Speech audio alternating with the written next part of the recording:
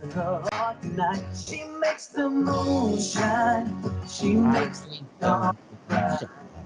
'Cause her smile can light up the sky. Sometimes it's bright. That's something. Hey, welcome to the Floor You podcast. This is Corona-free entertainment for all of you that like to listen. I'm Paul Pleshek. I'm joined as usual by my co-host and friend Sonny Callahan. Sonny, how you doing? I am well, buddy. How you doing? Corona-free zone. Corona-free. Well, not exactly corona-free. There's a bunch in my fridge. I promise. I have four children at home that we are now homeschooling. How do you think it's going? Oh, God. Yeah, I got one. It's bad enough. Yeah, and it's all on iPads, and half the stuff don't work. We don't know squat about it, so we're trying to get logged into things. We're trying to figure out where they're supposed to go to get it done. I actually had an inspection yesterday, and my wife did the first day of homeschool training, and when I got home, the teacher was drunk and the kids were suspended. So you won't be leaving again, will you? Not looking good. Had one job today, but that canceled. So obviously, I'm not complaining if somebody cancels. That's just part of the process here. No, there's been a lot of good memes and pictures and posts about this homeschooling over the last couple of days. So it's free entertainment. And it's going to be. It'll be fine. It's just a challenge right now because we're trying to figure it all out. But the new normal. The best part is we'll have 4 days in here on Friday, and we'll have a pretty good routine going. Next week is spring break. They'll have nothing. No. So yeah, our spring break is in April 13th. So I'm sure we won't be back. I don't think we'll be back at school by then. So, well, there's some developments out there. France and another study at Stanford said that they've got 100% cure rates with a couple treatments, the same treatment actually, an old malaria treatment. So we'll see if that pans out in bigger samples and bigger studies. If it does, we'll pull out of this pretty quick. If it doesn't, God only knows where we end up. That'd be good because our goal is to go to Florida for spring break the week of the 13th, and then me stay down there because the week of the 20th is our next AMI Kids. So I'm hoping I don't have to reschedule that. So, well, yeah, because I'm sure that their campus will be quarantined. They won't let anybody on if it's still as close as those boys live. They're not letting anybody in there at this time. So, because if one gets it, they're all going to get it. But then again, they're all young. You're all young men, 15 to 19. They're not exactly in the danger zone for it, No, but they're also in the custody of the state, so the state's going to say, nobody's suing us over this thing. Yeah, exactly. No, I was going to say, let me, on the 20th, the week that we're doing for AMI Kids, the reason we're able to do it was because of Graham Capabianco. You probably know the last name. His father, Christopher Capabianco, has been in the industry for a long time, and he actually was the guy who's responsible for the ASTM document we're going to talk about later today, ASTM F710. But I sent an email out. Graham responded. He goes, you know what? My company, Lidditz Flooring, we're going to team up with Novalis, and we're going to sponsor NAFCT's next AMI Kids. So that was awesome for him to do that, stand up of them, and I appreciate it. And without support like that, we couldn't go out here and help these kids. So I just want to make sure they get a good shout out. There's no question. And to see the industry start to step up with some of these opportunities is really encouraging. We talk about it a lot. There's opportunities out there to expand the industry, to get it to people that are in need of some direction, for some companies to step up and really support us in those efforts is really encouraging. Yeah, this I talk about it every show. This is one of my favorite group of kids. They need the most help. So the fact that we're able to do that and they're able to step up is just amazing for me, and I appreciate it. So Kevin Phillips at Novalis and Graham Capabianco at Lidditz Flooring formerly Capri Cork. You may know it under Capri Cork, but a couple of great companies right there. That is fantastic. Now, you did get to discuss that a little bit at FCICA, right? Yeah, so I think it's the last event in the industry was FCICA last week. We had just under 200 people. I think like 180 people, and it was in Nashville. We had a couple of good days of education, a couple of good days of talking with people, and we promoted NAFCT quite a bit, talking about the opportunities we could possibly have with the government, training those kids. And so it worked out really well. So we were happy to be out there, and it was a good time by all. So how'd that go? What'd they do? What'd they cover? FCICA, how was that event? Thanks, way to call me out. Missed some of the educational sessions. Ass hat. If I knew what they were, I would have told you. No, I'm just kidding. Show just went to PG-13, Joe. Well, as long as we don't get to R. No, we had some, my wife and I had some family medical issues up there. So we were able to go see a family member who was having some surgery done while we were there. And so I missed the first day a little bit, but we had some great product demos. Ardex demoed some new self-leveler. FCICA did a product demo of their new system that's even with old adhesive. Let me make sure I get this right. Even with old adhesive residue on the floor, you can be on it mitigating and self-leveling and working on the floor in like 5 hours. So like these overnight jobs, that's just paramount. So that was a pretty cool demo. And I know both of those are competitors of mine, but when they got cool stuff, you got cool stuff. You got to talk about it. But Ardex had one. I think it had a 3-hour, just the self-leveler. You could work on it in 3 hours. So it's always fun seeing those things. That's the main reason I go. Well, a lot of that, and we're going to talk more about it later, but a lot of that really comes down to whether you can use that by pre-qualifying the slab, right? Right. I mean, you have to. Is it ready, or can you even go over that slab? And you're right. That's one of the big things that's looked over, because a lot of installers think, okay, it had flooring in it before, so it can have flooring again. Well, that's not necessarily true. Maybe it may have been lucky that it passed. Maybe a completely different type of flooring system. May have been a breathable system before. Now you're putting plank on top of something that had broadloom carpet for 25 years. That's going to react differently, or vice versa, which would obviously be better.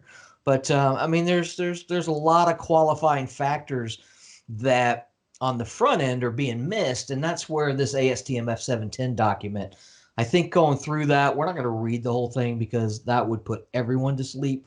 But I think we touch on some of the key parts, you'll realize, oh, you know what? I've heard that from a manufacturer before. Oh, that's where that came from. Because you'll hear these same sentences over and over in adhesive manufacturers and underlayment manufacturers and mitigation manufacturers. We all pull the data from the same place. There's no need to reinvent the wheel, right? It's all right there. But you'd be surprised. But, I say this all the time. Whenever I'm in front of contractors, I always tell them there's 3 special tools they should have in their toolbox. Right?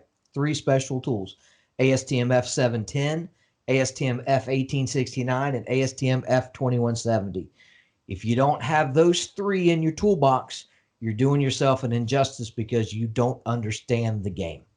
You don't. Well, you can't explain it either. So when you get on the job and you're trying to explain why you aren't able to put the floor in, or you're not ready to prep the floor, if you don't have the references, if you can't pull those out and really show someone, okay, this is the standard, this is what you have to live by, you're just trying to convince them with your words instead of providing evidence to what you're saying. Contractor just thinks you're looking for an upcharge. You're trying to make a little bit of money.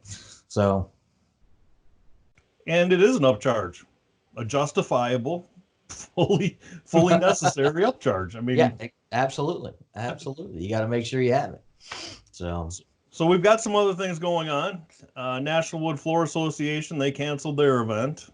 I think we all knew it was coming, but holding out for the best and just couldn't work out. It's a great show. I've been looking forward to that being in Milwaukee since I heard it was going to be in Milwaukee. Yeah. about 90 So minutes south. is it canceled or suspended? I don't know. Well, I think it's postponed at this point, but it's open-ended. I don't think anybody's really saying that they're able to get, you're looking now where you've got a large event and now you have to find available space for it. And then you got to try to get everybody there that had plans for that time frame. Right. So, yeah, it's really one of those things that if they can get it redone, same thing with the IICRC and the Standard Summit. That was canceled. ASTM committee week was canceled. That's in May, the end of May. Yeah, but some of these canceled earlier, I think, because there are certain points that you can get some deposit money back or commitments back. So, well, if it's that close. In the case of ASTM, that's international. There really are a lot of folks coming from Asia, coming from Europe. I can completely understand. For one, the travel ban's not listed; they won't be able to get here. But for two, why encourage that risk when you can just postpone it? So well, and hopefully we get it under control. It hasn't gotten out of control like some countries here. So if we get it under control here, we're going to have to be careful about allowing other countries access until they're under control. So it's all going to be, it's definitely global, and there's nothing we can do about it until, we get to the point that everybody's comfortable that it's not going to kill 10% of the people it hits. Yep. Yeah, that's it's a shame, but it's the new normal. Got to deal with it. So I think even more restrictions are coming in the next few days, only because they just want to nip it in the bud. Right, wrong, or indifferent. That's what they want to do. How come every time somebody says new normal, it's not a good thing? No. Oh, this is the new normal. We have more freedom. No, this is the new I have normal. More money. No, this is the new normal. We're always rich. No, never a good thing when people say that. Yeah, that's yeah, that's it's never good. Never good. New normal. But I find it hard to believe some of the longer predictions are valid, just because by the time you get some level of vaccination, you get some level of treatments that are available, awareness that's available. But I am by no means an expert, so right. I'd say the actions taken are better than millions of people dying from something that we could have avoided. So whatever. Yeah. So anyway, we talked about AMI kids. We talked about FCICA a little bit. Talked about the fact that we're still surviving, but we wanted to talk some about F710, right? So F710, something like that. Can't see it. If you're listening to this on the radio, on the podcast, audio only, you didn't see that. Yeah. But the F710 is the standard practice for preparing concrete floors to receive resilient flooring. And I think this is one of the biggest ones, simply because you are installing a vapor barrier on top of a concrete floor. There's definitely a difference. You glue broadloom down to a concrete subfloor, and it's permeable. You've got the ability to transmit moisture through it. So we go to resilient, and a lot of people would say that this only applies to a glue down product, right? But this really applies to even floating materials, because what do you get between the flooring and subfloor? Yeah, absolutely. I'm sorry, I lost my computer there for a second, but yeah, I totally agree. It applies to not only glue down resilient, but floating floors of all different types: carpet, wood, laminate, WPC, SBC, all that fun stuff. So yeah. All right, sorry, I'm back on track now. I'm easily distracted. Squirrel. Squirrel. So, the one thing that we wanted to talk about was, or one of the things we wanted to talk about was just how important it really is and how versatile this document is. And I mentioned his name before, Christopher Capobianco. He's actually with Spartan Services now up in the Northeast, but he was the chair of the committee when it came up with this document 20 years ago, 20 plus years ago. And it's just amazing. We've been adding to it and trying to make it better. And it's still a universal document. So there is going to be some ambiguities, some generalized terms, but for the most part, it's something tangible that you can give your customer, be it a contractor, be it a homeowner, anything, and explain why you're doing what you're doing and why you can't do what they're asking you to do, more than likely. So, and it starts out, the first thing, it starts out in 9 different segments, right? So each segment has a very specific thing that it talks about. So you don't have to go through and read the entire document when you're looking for something. The first part is the scope. It kind of just gives an overview of what it talks about. Like 1.6, although carpet tiles, carpet, wood, flooring, coatings, films, and paints are not specifically intended to be included in this category of resilient floor coverings, the procedures included in this practice may be useful for preparing concrete floors to receive such finishes. So there it is right there. Because some people go, well, it's right in the name. It says resilient, but it does pertain to other products.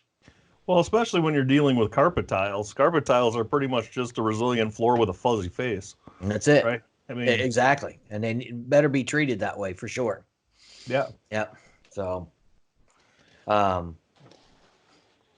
think when we get into section 4 of the general guidelines, I think it's one place that you take someone to, and really 4.1, surface the concrete to receive the surface of concrete floors to receive resilient flooring shall be dry, clean, smooth, and structurally sound. Something we preached on the podcast constantly, something that we've talked about a lot with substrates class. That's it.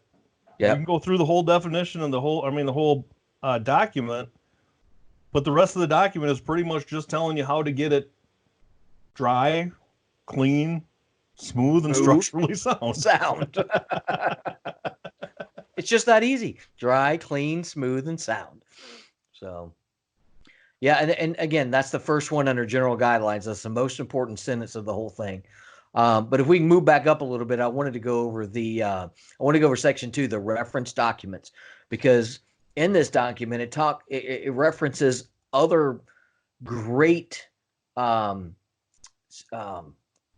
standards or references that you can use when you're going through this document. Has to do with concrete, C109, testing of gypsum, C472.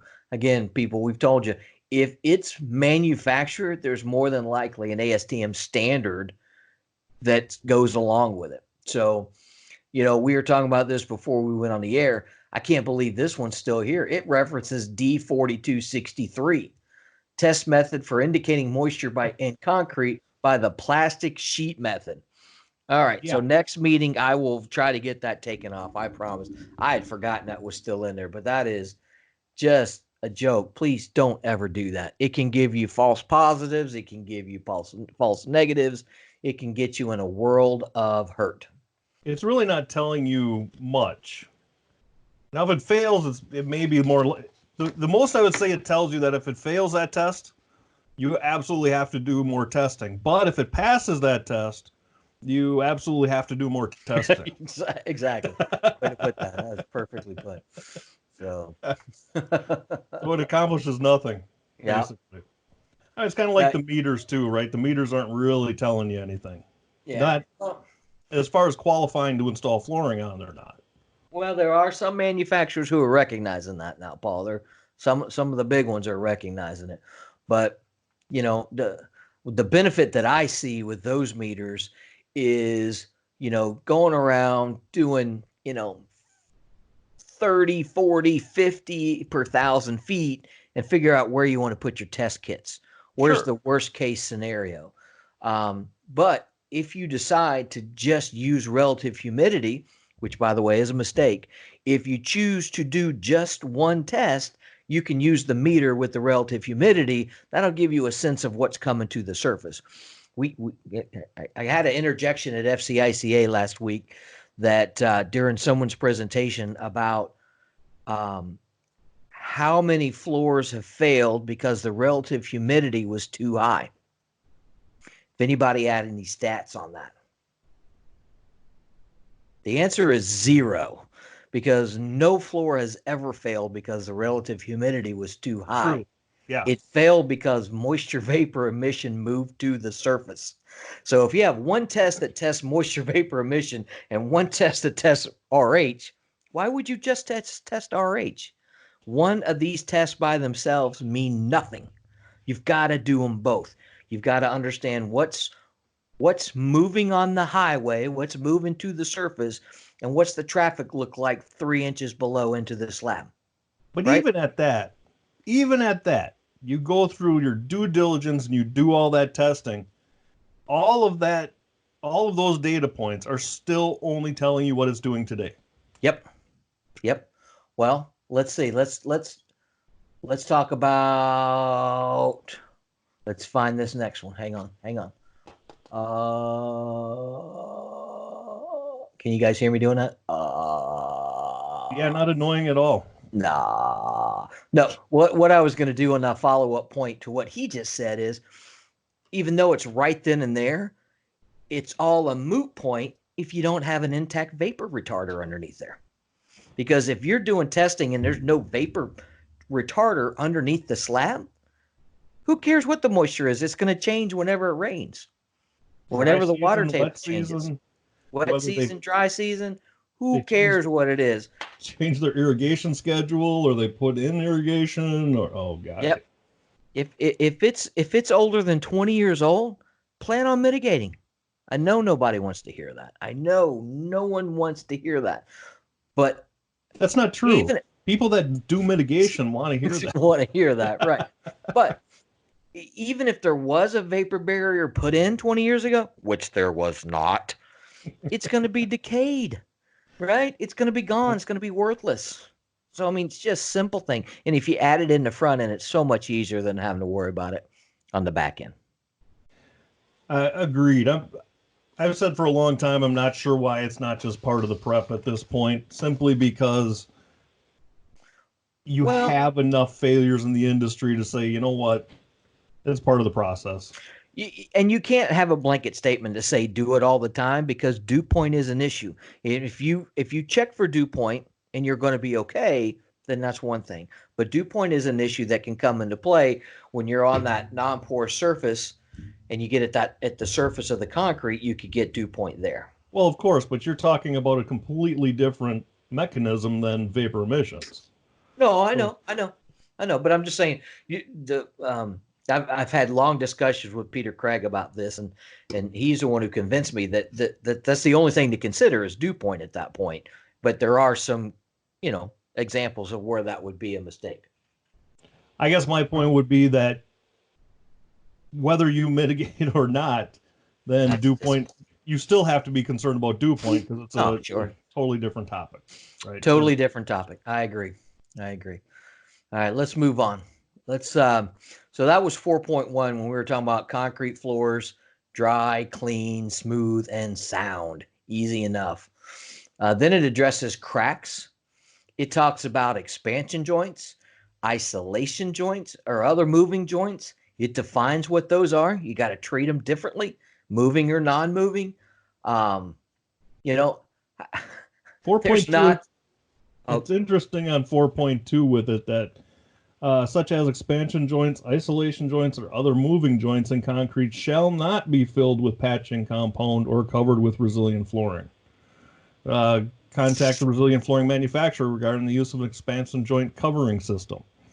Specifically saying if it's going to move, filling it's not really going to do a lot of good.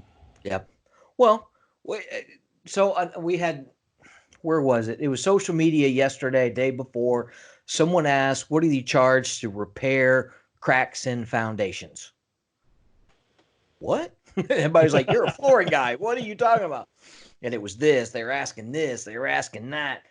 No one asked, is the crack in plane or out of plane? Because that's two totally different things that you would have to repair, right? Yeah. In plane, stick some epoxy in there. I used to drive cut nails in there, and that would kind of hold it stable, and then put epoxy in it and that would keep it as stable as it can be. You're not going to fix it, but that'd give you your best chance. But if it's out of plane, run, because once you say you're going to fix that floor, more is going to happen. Chances are more. If it's out of plane, one side's raising or the other side's falling. So how are you going to prevent that from returning or getting worse? You're just going to skim coat it and ramp it. Yeah, it won't change. It's done changing. Skateboard ramp, kids on their scooters, It's done changing at that point. It's not gonna settle anymore. Yeah, check the crown molding and the drywall. I mean, my house is old enough to where it's sinking in the middle. I've got to get supports. Yeah, I'm saying it's probably sunk 4 inches, right? Okay. And maybe not even that, maybe 3 inches. But in my kitchen on the wall, you can see from the ceiling down to the stud where the door goes, it's cracked. The drywall is cracked. It's more than one thing that's going to go wrong when it's something like that foundation, for sure. When it's not sound. And we're not in concrete repair. We're not even in concrete. We're not even in no. We are, even when we're talking about mitigation, we're not changing the concrete. We're putting something on it that'll reduce or stop the flow of moisture.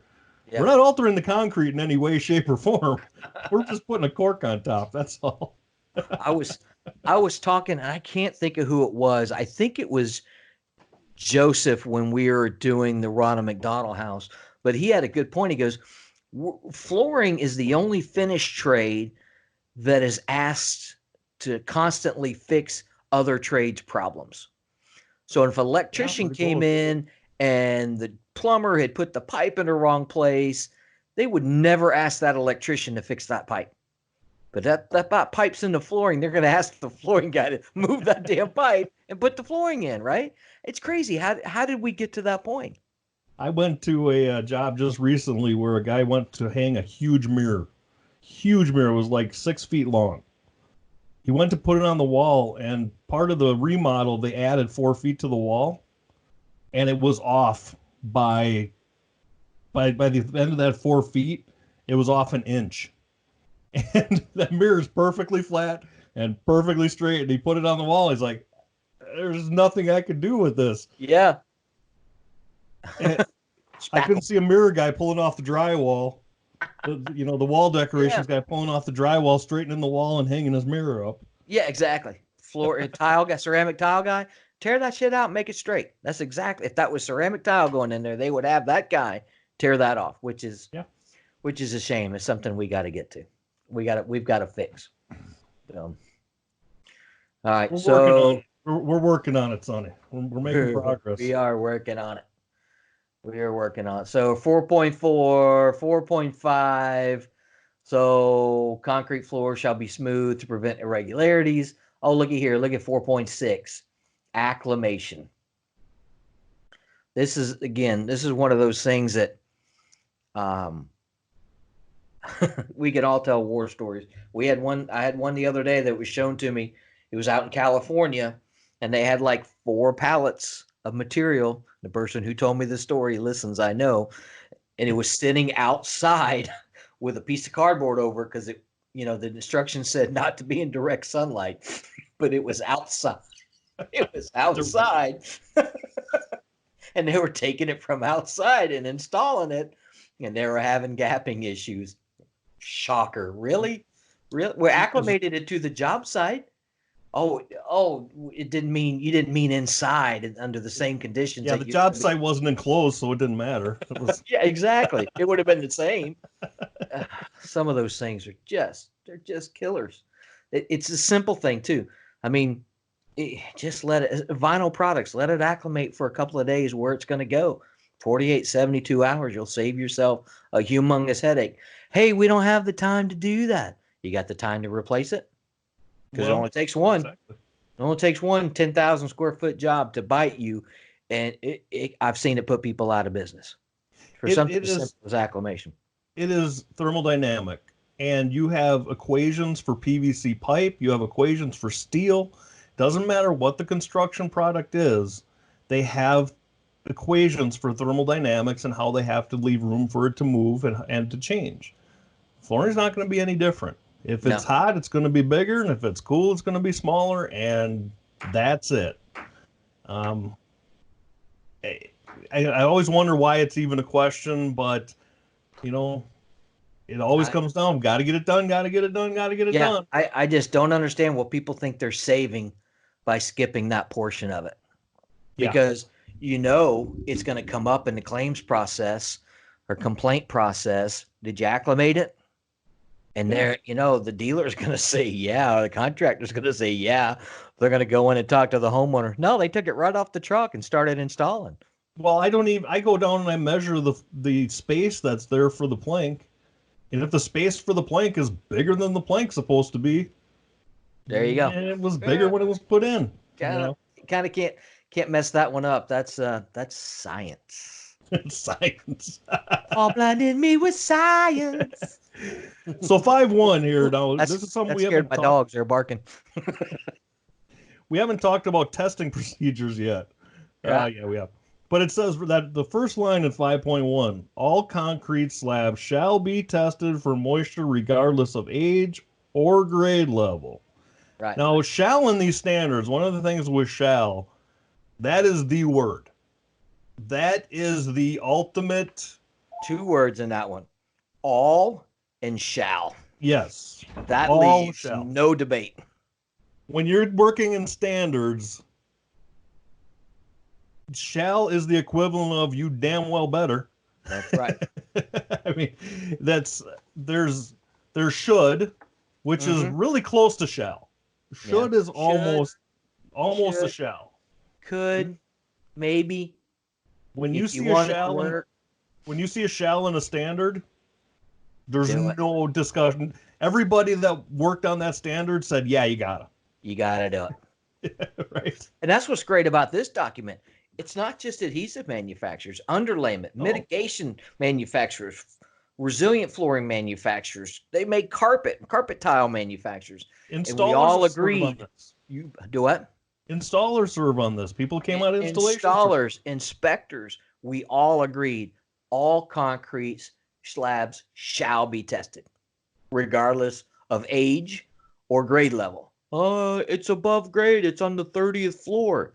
Still have an issue, because if there's no place for that moisture to go and it was capped early, there's still moisture in there, right? Well, what about if that building was exposed and it was a high humidity environment and moisture was driven into that slab? Now you cover it up with a resilient floor and you put a vapor barrier on top. Now you've got trapped moisture. What are you gonna do? That slab was at dew point several times during remodeling. You got a wet slab, right? There's sources of moisture other than rain that affect a slab after. New normal. Dude, really? We just told them it's a corona-free podcast. That's right. It's corona-free. I test myself. Oh, we're at R. we have lost control. Uh-oh. Yeah. Protection. But it talks a lot about testing methods and talking to the manufacturer or looking at the manufacturer requirements. It doesn't really lay out that you have to do this one or that one or this one and that one. Most of the direction is, you have to test it, but the exact specifications of what tests you have to do or how far in the testing you have to go, that comes from the manufacturer. Manufacturer. I think it's interesting. The next paragraph, too, 511, has got a table that certainly needs to be updated. It says Table 1, ASTM test methods for concrete moisture reading. So, again, ASTM doesn't give the limitations. It gives guidelines or it gives suggestions. It says F1869, 3 pounds per 1,000 square feet per 24 hours, and 2170, 75%. When is the last time you've seen a slab that had either one of those two, much less both of those two? So that certainly, it's not ASTM's duty to change that. That's just a reference. That's what it was for 20 years. But you'll be hard pressed to do 1869 correctly and get a 3 pound reading. We're closer to 85% on the 2170 now, aren't we? More standard. It's 80%. 5 pounds is pretty much base grade, low end stuff. That's about as low as I see. We got Oh a whole God. new 5.2. Oh We got God. Oh God. Can we just skip this part? 5.2. 5.2. Yeah, we're not going too deep into this. We have a It's testing. test. Testing. Oh, I mean P- pH. pH testing. Boy, if you got a pH problem, though, I shouldn't say this. If you got a pH issue, you probably got a moisture issue. I mean, where else is the pH coming from? False. False. Where's the pH coming from? Well, depends on which way the pH went. It could be low and be a curing compound or some kind of sealer on the floor, or it could be high, and then you got the alkali salt, and that is a function of moisture. You're dead on, because I was only thinking high. I was only thinking high with it. You're right. If you've got a low reading, I like how you're surprised when you say that. Oh, you know what? That dumbass was right. But it is. But that's the big fight that we've got with pH testing. We're trying to create a standalone. I shouldn't say that. We are. It's coming. I don't know if it's going to pass, but it's coming. A standalone pH test standard. I think it'll be a test method. I don't think it's a standard test method.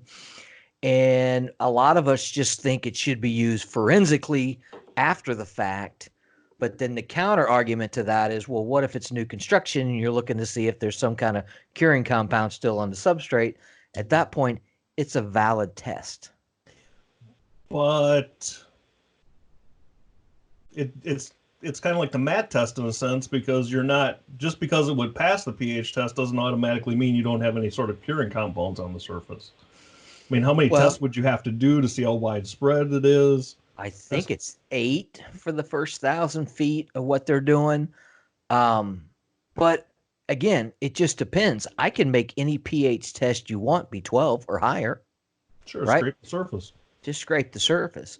So, the word that we battled back and forth on was clean substrate, clean concrete substrate. Define clean. There is no definition of clean. So kind of where we left it was do the pH testing on the concrete the way you're going to install over it. So sweep the floor, scrape up any drywall, whatever you're going to do, however you're going to go over it, be it underlayment or flooring or adhesive and flooring, that's how you test. Don't sand anything off. Just get it clean. To me, that's a pretty good representation of what it's going to be, because you can't even do a water droplet test for curing compounds anymore because they're still trialing everything. It can be as non-porous as this desk and still not have a curing compound on it. Yes. You walk into these things and it looks like your iPhone. You're looking down, it's a black screen. Looks like they're going to put something on there. If it was clean, I should say. But that's the challenge. So the bottom line is, and I stole this line from Larry Press. He said it one time in ASTM and FO6 committee. He said, and I agree 100%, I have never told someone not to do an installation because the pH was off. Never. Not one.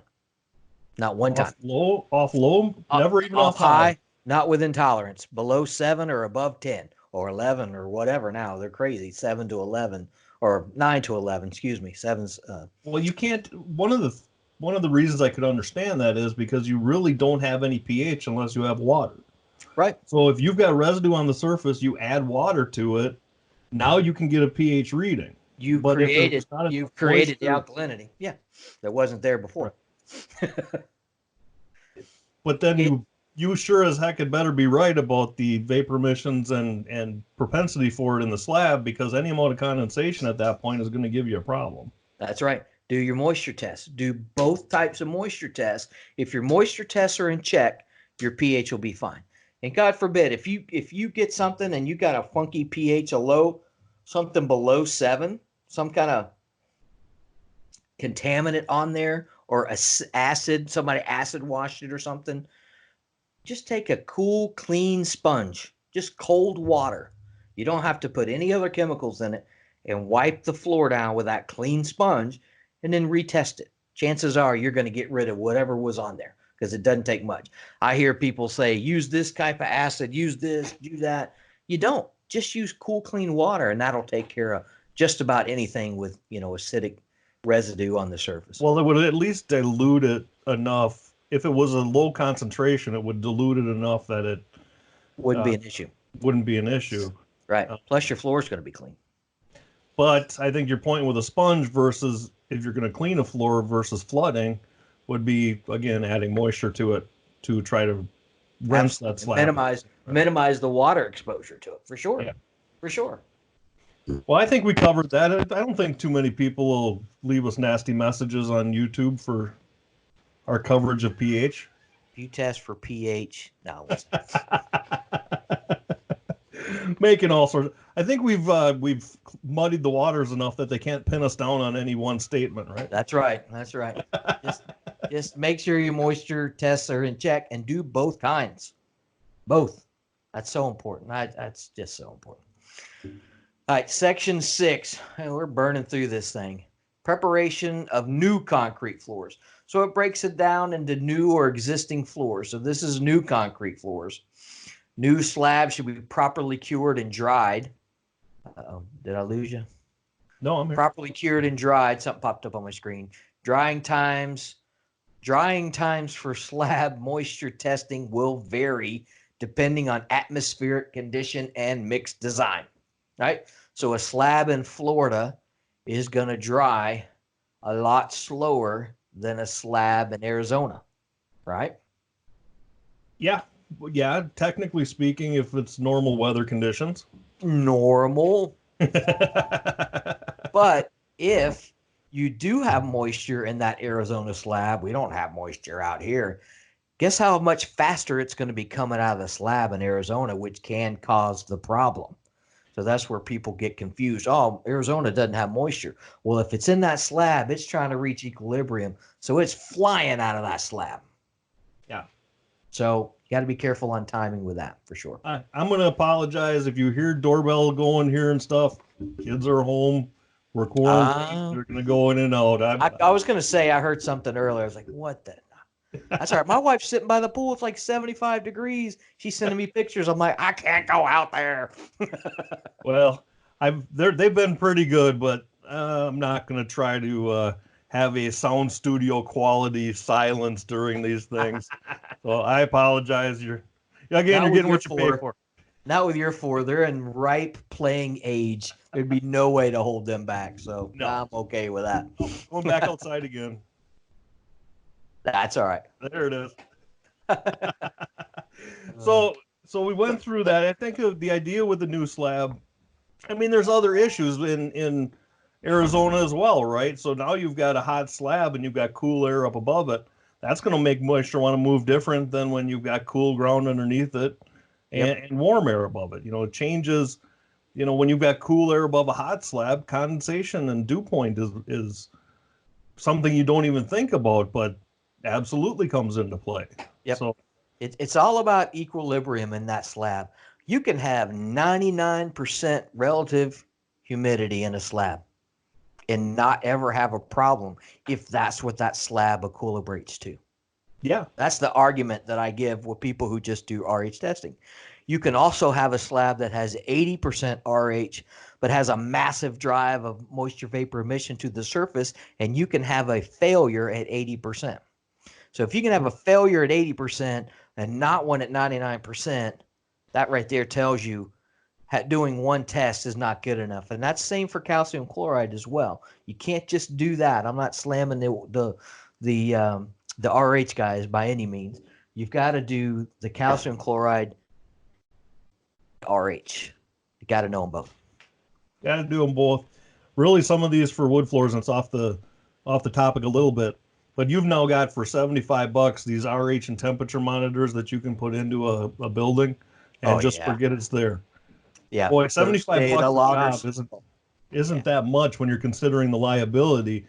And if you can prove how that building was. And you dealers and you installers out there, when you're working in somebody's house, you know which ones are going to give you trouble. And you're like, oh, excuse me, ma'am, I got to stop. What? Yeah, Karen, I got to go to the store and get some data loggers and put it in your floor because Karen is going to give you a hard time. Her name's always Karen. It's always Karen. I don't know. That's it. just like the yuppie guys always used to be Chad. Chad. Chad. So for $75, yeah, go do it. It's the best money you'll ever spend. But in my opinion, I think that should come from the flooring contractor or the dealer, because they're the ones carrying the warranty, not the installer to go out there and buy that. So just to clarify that. Heck, I'd say anybody that really wants to cover their backside. Yeah, well, At the end of the day, if the job is big enough, then and justified, then do it for sure. But the next one, 6.2, that's the one that we alluded to earlier. It's the installation of a permanent below slab vapor retarder, not barrier, retarder meeting the minimum performance requirements of, guess what? There's an ASTM standard for it, E1745, E1745. So it talks about the permeability rating, the thickness of it. It's all in there. So just putting a sheet of visqueen underneath there doesn't always get it. Well, calling that a barrier, doesn't that give it some ability to let water flow through it out if you get water on top of it? Or no? How's that? Well, I think barrier means it just completely stops it. Right. This is a retarder. So it's the permeability is not 0. It's 0.00. Is it 6? No, it's a 6 mil 0.001. I think is what it is. I think that's the barrier, though. Well, either way. So retarder does allow some vapor to pass through, but that can be in either direction at that point. Right.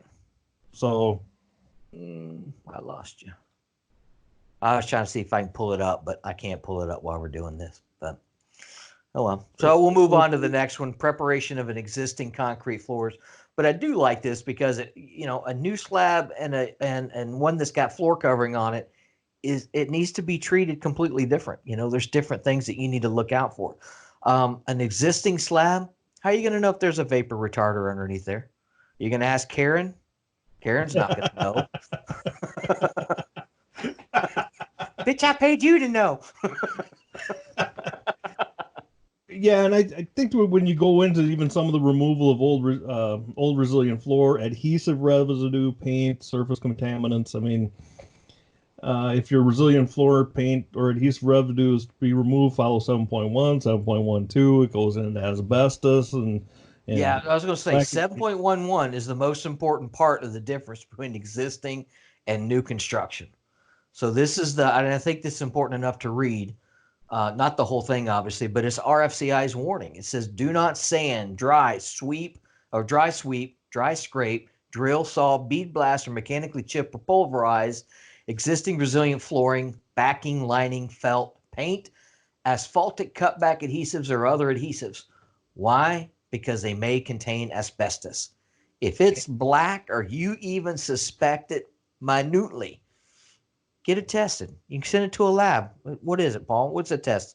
I haven't had one done in 10 years. Huh? I think it's $100. $100, under $100. Save you from a massive lawsuit.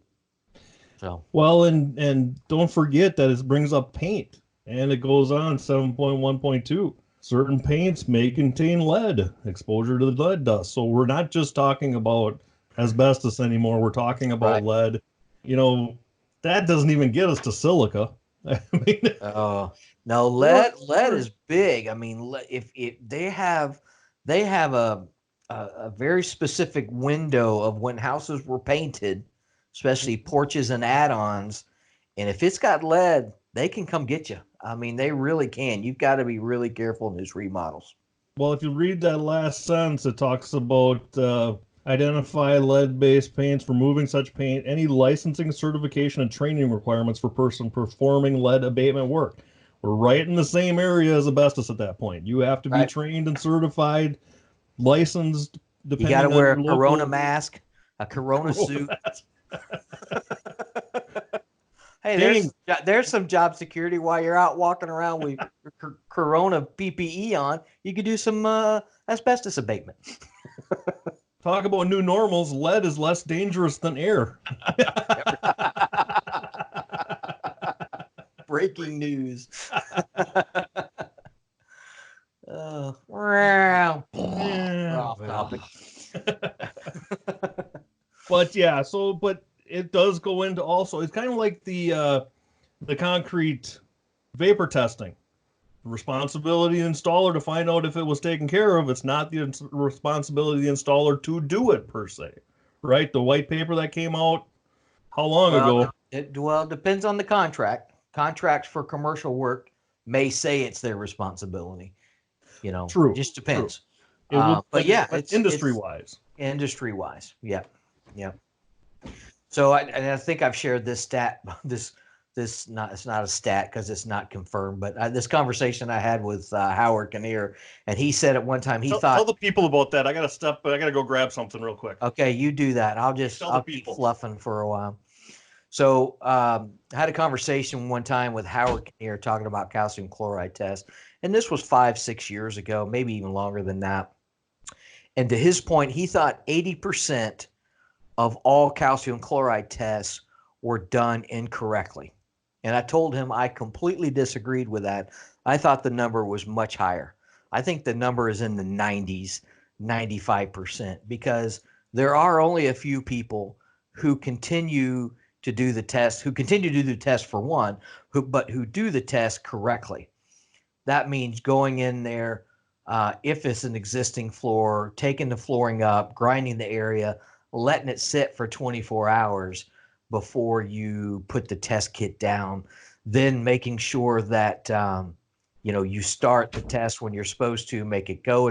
Damn, that was harder than I thought it was going to be. I had to fluff for like 30 seconds. He's back now, guys. Y'all have to listen to me say anymore. I'm gonna have to go back and listen to that part just to see how you did. It was weird because I'm sitting there talking to nobody. Yes. It's like doing a webinar, so that's challenging. But to finish my point, just to make sure if you're going to do a calcium chloride test or a relative humidity test, you've got to make sure you do it correctly. And each test has their own challenge. Relative humidity has a challenge of slab thickness. I think I've shared that picture that I saw from a base in, I won't say what state, but the challenge was, I don't know, for those of you watching, hopefully you can see this, but this was one slab. That was the same floor. And how do you determine that slab when they vary 1.5 inches, 2 inches? Do you still have those? What he's showing there, I don't have the cores. I've got the pictures we took at the Essentials. Okay. But what he's showing here is 5 different core samples that all vary in depth of slab, and the tallest to the shortest is probably 1.5 inches difference. So, holy cow! You got a text from your wife there while you were holding the phone up. Is that what you're? I told you she's by the pool. I'm sure glad it didn't come up. She would have killed me. Oh. So we're coming up on our hour. I think we've outlined the fact that F710, the most recent one is F710-19, right, which means it was redone in 2019. To have that available, to review, to discuss, to back up your assertions when you're trying to tell somebody that the slab's not ready. I think that's a completely valuable tool. Well, and the last thing I do before we sign off here is after the last section, which is section 9, keywords, which doesn't really mean a whole lot, but there is an appendices here, and it talks about concrete composition and practices. There's a lot of good information about concrete in this appendices. And there's also, it talks about a synopsis of other method of evaluating moisture conditions of concrete floors to receive resilient flooring, formerly contained in E1907. So there's even more information talking about a matte bond test, goes into more detail about the sheet test. And then lastly, it talks about the effects of moisture and how it can affect the flooring, the adhesive, the underlayment, the whole 9 yards, which we all know what it can do. That's why we're sitting here talking about it. So great piece of information. Again, $75 for a year. You get access to whatever your category is, F06. You get access to all those documents for the year. You can get a digital library. You can get a book. You can get it. I think, do they still do the CD? I don't know if anybody does that anymore. I haven't seen the CD.